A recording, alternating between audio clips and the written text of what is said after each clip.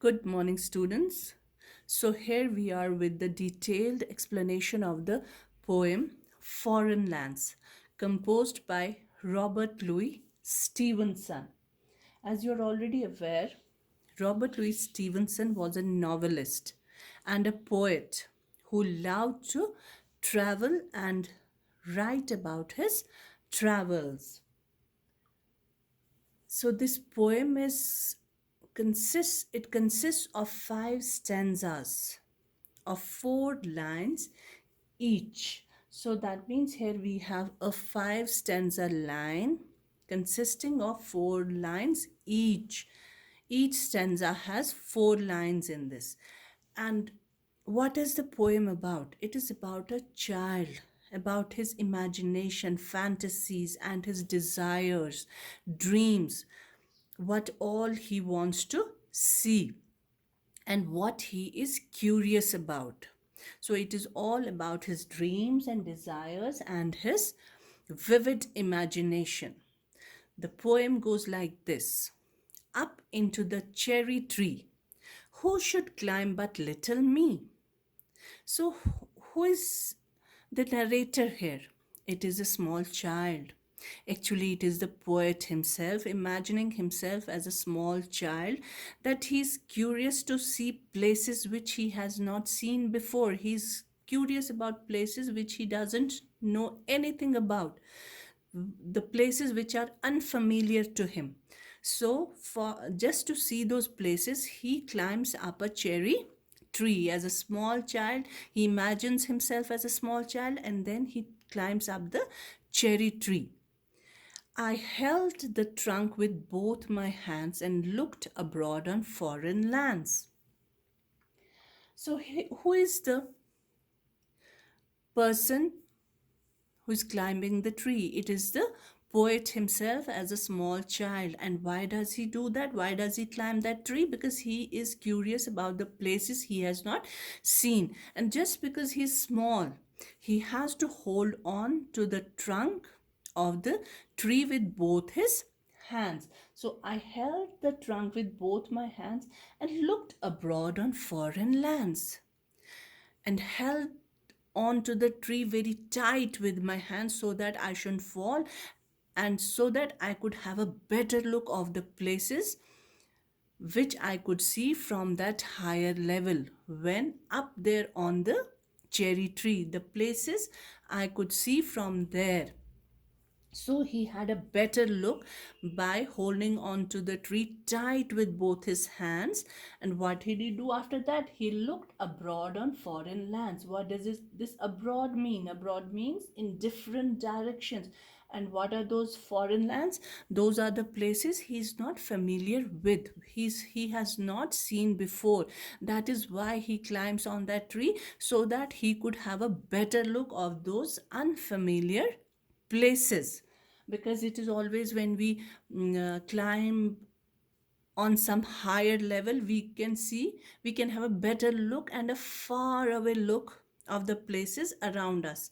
Otherwise we when we are just walking on the lower level, or we are just on the lower ground, we can just see not very far away.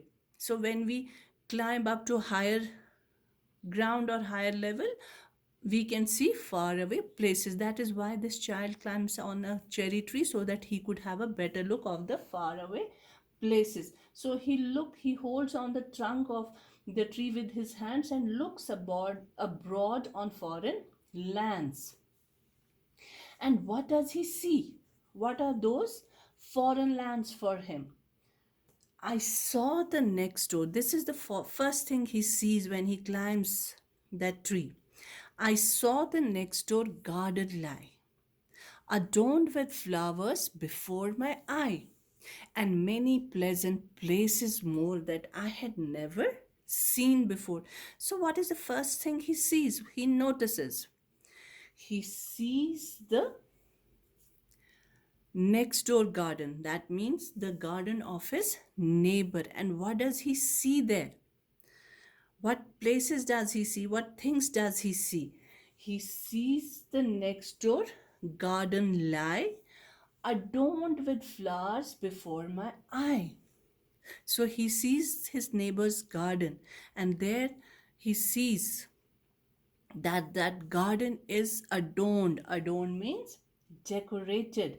Adorned means decorated. This word means adorned or dressed, well dressed, beautifully dressed with those flowers. That the next door neighbor's garden is dressed or full of flowers, beautiful flowers, and many pleasant places more that I had never seen before. The first thing he sees is the neighbor's garden, which is beautifully dressed with beautiful flowers. And he says something else. What? And many pleasant places more that I had never seen before. Apart from his neighbor's garden, he sees something, or some other places also. And what are those places? These could be the other places he sees, like the roads or the rivers and all, which he talks about in the next stanzas. So, what places is he talking about? About these pleasant places that he had never seen before. See, these are the other places he sees. I saw the dimpling river pass. So, what did he see? He sees a river passing by that place. And be the sky's blue looking glass. The dusty roads go up and down with people tramping into town. So, what does he see? He sees the dimpling river pass. Here he sees a river passing by with dimples, like he personifies the river here. He talks about the river as if the river was a person having dimples on the face. I'm sure you know the dimples which we usually have on the face, like small depressions on the cheeks. So those are dimples. So he personifies, or he makes a person out of that river and compares it to a person. This is also a metaphor there.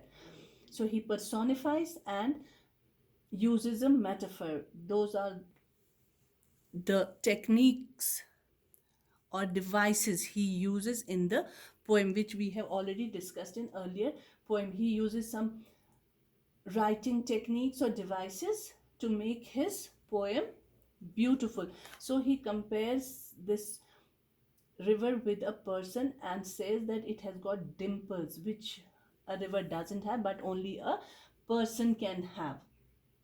And also he compares this river with a mirror also. I saw the dimpling river pass and be the sky's blue looking glass. The dusty roads go up and down with people tramping into town. So what are dimples? Dimples can be like this small depressions when the river is flowing.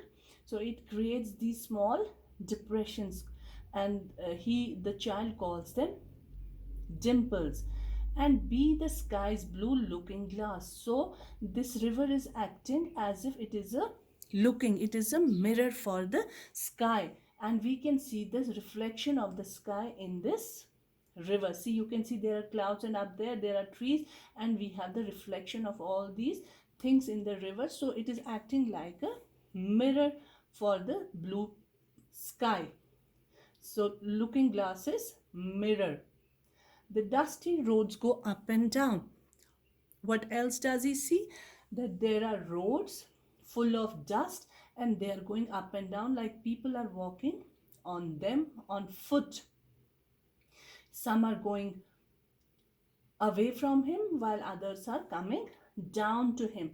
So going up and down, that road goes up and down for people to travel on this, with people tramping into town. And this road is full of people walking on foot going to the town. So tramping means walking on foot. So in this stanza, the poet talks about that he can see a dimpling river, which he compares the river with a person, saying that it has got dimples, and compares it with a looking glass, like a mirror, that this river is acting like a mirror for the sky. And there are dusty roads going up and down with people tramping into town. So in the next stanza, he says he has a dream, he has a wish, he has some other desire. if I could find a higher tree. Now he wants a higher tree than the cherry tree. Farther and farther I should see. Why does he want a taller tree than the cherry tree? Because he wants to see farther away places. From the cherry tree, he could see the river, he could see the roads, he could see the garden next door. But he wants a higher tree than the cherry tree because he has dreams. He wants to see farther away from those places. So why does he want a taller tree? Farther and farther I should see, to where the grown up river slips into the sea among the ships. So in the next stanza, he wishes for a taller tree than the cherry tree. Why? Because he has got desires to see the river he sees earlier with those dimples.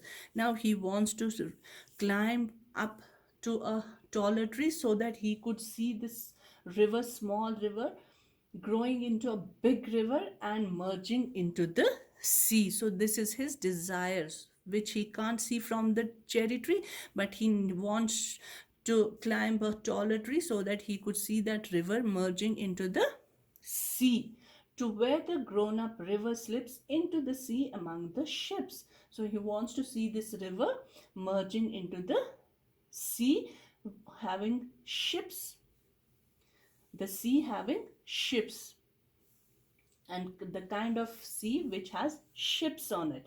So he wants to climb a higher tree so that he could see the river, grown up or mature river, slipping into the sea, merging with the sea, having ships in them. And what else does he wish for? To wear the roads on either hand. So, from the taller tree, he wants to see that river merging into the sea and wear the roads on either hand, on both the sides.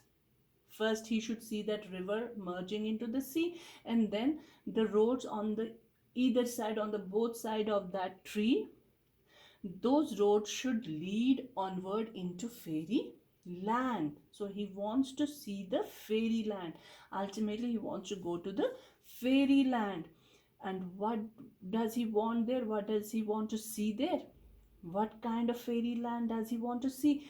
Where all the children dine at 5 and all the playthings come alive. So he wants to climb that taller tree from where the road on the either side would lead him to a fairyland, and where all the children, this is the fairyland he wants to see, this is the road which leads to this fairyland. And what else does he want to see?